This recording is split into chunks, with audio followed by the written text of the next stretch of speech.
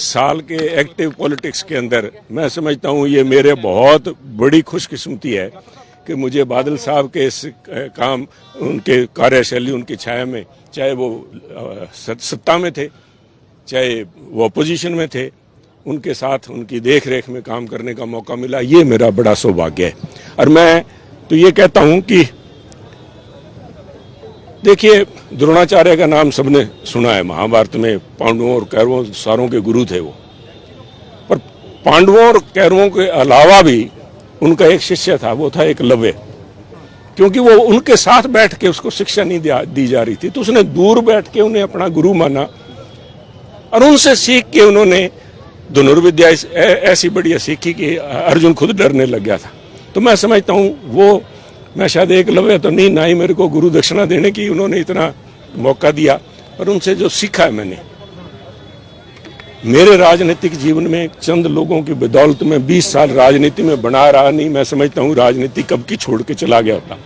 उसमें अगर बहुत बड़ा योगदान किसी का है तो बादल साहब का है, और एक दो चंद लोग और हैं जिनकी बदौलत में ये राजनीति में बना रहा। उनसे कितनी भी तीखी तकरारें हुई, क्योंकि जिस दौर में मैं लीडर ऑफ अपोजिशन था 12 से लेकर 17, वो तो मेरे ख्याल उस समय इतना ज्यादा विरोधाभास था। उस समय भी बड़ी तीखी तकरारों के बावजूद उनका मेरी तरफ लगाव, उनका स्नेह, उनका आशीर्वाद वो बना रहा। कभी भी राजनीति हमारे निजी संबंधों के बीच में कभी अड़चन नहीं बनी, और वो ध्यान रखते थे। जिस बात का मैं बार बार ये जिक्र करना चाहूंगा कि जब प्रधानमंत्री आए 2012 में, 12-13 के बीच में जब बरसात बड़ी हुई थी और मालवा क्षेत्र में, मुक्तसर एरिया में पानी, क्योंकि पहले ही वहाँ पे सेम की समस्या है, वाटर लॉगिंग की, तो पानी घुटनों तक खड़ा हो गया, लाखों एकड़ तबाह हो गए। तो गवर्नर साहब ने खाना दिया था prime minister doctor Manmohan Singh को। डॉक्टर मनमोहन सिंह के खाने पे पहले लीडर ऑफ अपोजिशन के तौर पे मैं 5 मिनट पहले पहुंचा, और बादल साहब मेरे से भी पहले गवर्नर हाउस के वहां पे मौजूद थे। और उन्होंने, क्योंकि अखबारों में फोटो वगैरह देखी थी कि जाखिर साहब तुसी भी देख के आए हो थे कितना नुकसान हुआ उस इलाके च। मैं कहा साडा थोड़ा एको इलाका है, मलोट गिदड़वा सारा वो इलाका जो तबाह हो गया, सेम करके बलूआना वो औरतें ही मार सी। तो मैं कहा जी अज बड़ा मौका है, प्रधानमंत्री आ रहे हैं तो गल उन्होंने नाल करिए। कहना तुसी करोगे? मैं कहा जी बिल्कुल करूँगा। उन्होंने बादल साहब का बड़प्पन देखो, जो प्रधानमंत्री आए ड्राइंग रूम च बैठे, नैचुरली एज ए कर्टसी वड्डे सीगे, मुख्यमंत्री सी, उन्होंने गल चालू की। पर बादल साहब ने क्या नहीं, बादल साहब कहते डॉक्टर मनमोहन सिंह जी जाखड़ साहब कुछ कहना चाहते तुम पहला। नैचुरली मैं डॉक्टर मनमोहन सिंह ने रिक्वेस्ट की भी साडा जिहड़ा हाल है तो स्टेट को इन्ना सरमाया है नहीं, साडे कोल वसीले है नहीं भी असीं आ सेम की समस्या अपने तौर ते हल करिए, तो थोनू बेनती है भी साडी कोई मदद करो। उसदे बाद बादल साहब ने अपनी गल रखी, उन्होंने भी यही गल कही भी साडा बहुत बड़ा नुकसान हो रहा इस इलाके का।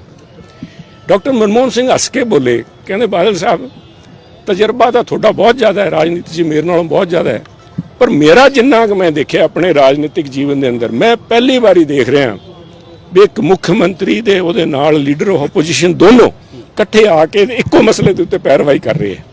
मैं क्या सर, मैं कोई ना कांग्रेस की गल कर रहा, ना मैं अकालियां की गल कर रहा, ना बादल साहब की, ना सुनील की, मसला पंजाब का है। उसके बाद असी खाने ते चले गए, फिर डॉक्टर साहब ने, डॉक्टर मनमोहन सिंह ने क्या करेंगे बाद च कुछ दिनों बाद फोन आया बादल साहब का मेरे को, कहते जाखड़ साहब उन्होंने कहने का तरीका देखो, उन्होंने तो सीखने वाली गल्लां है। कौन सुनील जाखड़, की उन्होंने सुनील जाखड़ की लोड़ सी? डॉक्टर मनमोहन सिंह ने वैसे पंजाब का नहीं हमेशा खुले गफे रखे। उन्होंने फोन आया कि जाखड़ साहब आप दोनों ने मिल के बेनती की सी डॉक्टर मनमोहन सिंह नूं, उन्होंने अपनी मीटिंग फिक्स की है, दिल्ली बुलाया आपां तो आप चल के पहला डॉक्टर मनटेक सिंह नूं मिलना, फिर उन्होंने मिलांगे, तुसीं चलोगे नाल, आप इकट्ठा काम कीता सीगा। मैं कहा सर तुसीं मेरे तो हुक्म करो, जो दस दोगे डेट दस दो, मैं हाजिर हो जाऊँगा। कहते अच्छा मैं फिर तुम्हें इन्फॉर्म कर देना कि दिन चलांगे। फोन रखता। उसदे बाद जो वापरिया ना साहब, वो एक राजनीतिक कहते ना जिते खरा तो खोटा चेक कर दे, टच स्टोन बनना है राजनीति का। फोन आया 2 मिनट बाद, हस के जिवें कहते चो साहब तुसीं हाँ तो करती मेरे नाल चलण दी, ਪਰ ਮੇਰੀ ਤੁਹਾਨੂੰ ਬੇਨਤੀ ਹੈ, ਜਿਵੇਂ ਕਹਿੰਦੇ ਸੀ ਕਿ ਮੇਰੀ ਬੇਨਤੀ ਹੈ, ਥੋੜਾ ਗੌਰ ਕਰ ਲਓ, ਕਿਤੇ ਤੁਹਾਡਾ ਮੇਰੇ ਨਾਲ ਜਾਣ ਕਰਕੇ ਰਾਜਨੀਤਿਕ ਨੁਕਸਾਨ ਨਾ ਹੋ ਜੇ।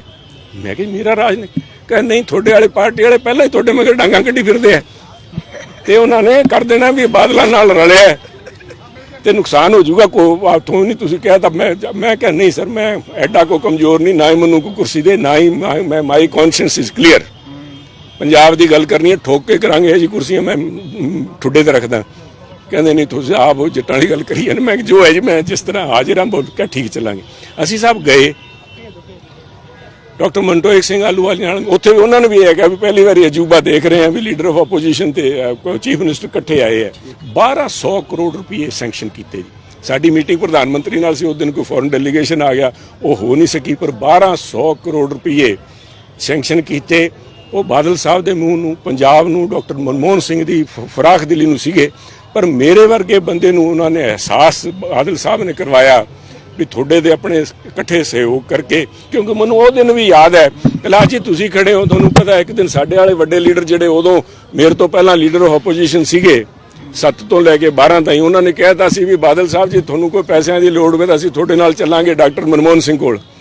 ਤੇ ਉਹਨਾਂ ਨੇ ਕਿਹਾ ਸੀ ਬੀਬੀ ਜੀ ਜਾਣ ਦਿਓ, ਮੈਨੂੰ ਲੋੜ ਨਹੀਂ ਕਿਸੇ ਸਿਫਾਰਿਸ਼ ਦੀ, ਮੈਂ ਆਪੇ ਲੈ ਕੇ ਆਉਂਗਾ।